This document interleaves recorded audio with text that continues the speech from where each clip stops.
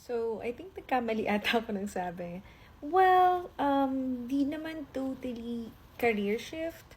Um, but I'm just planning to add a different skill because it's been my lifelong dream and plan to take up medicine because it's my plan ever since when I was in elementary.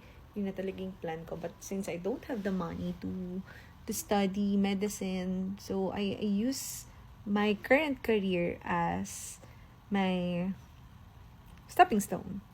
But hindi ko siya iiwan kasi sabi ko nga I'm gonna make my current career as my hobby in the future.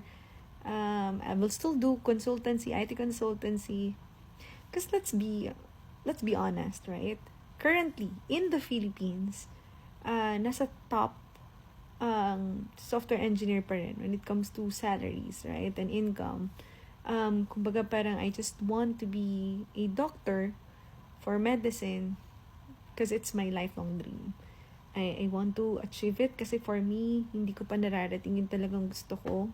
Because it's my plan. So, hindi naman porket kumikita na ako or meron na akong enough money is papabayaan ko na yung talagang plano ko, diba? So, I still want to be a doctor because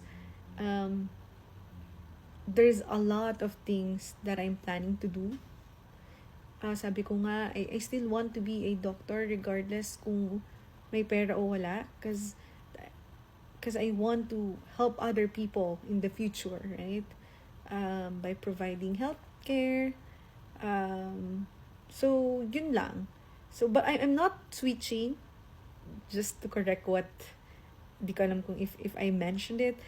I just want to add a different skill, but I will still retain what I'm currently doing. So, while studying, I'm still doing IT consultancy and doing what I love. Of course, I love programming. I'll be doing it as my hobby. I will still continue the IT company that I have or that we opened. So we're gonna still continue that. But in the meantime, medyo lie-low lang. But it's still there.